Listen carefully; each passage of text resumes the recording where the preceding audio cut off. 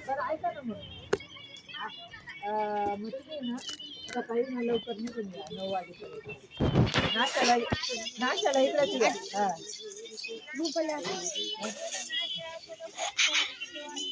हा बरं चालेल मला फोन करा. हा तर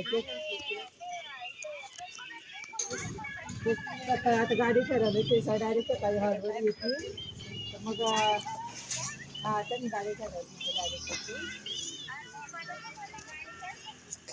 काय माहिती पण मग मला आता आता आत्या बोलले ते आहे म्हणून तर मग हा मग ते तुम्ही उद्या तुम्ही ना इथे ना हा नाश्ता करायला इकडेच या म्हणजे मग लगेच 10 वाजेपर्यंत गाडी काढायची. टीचर बरं चालेल.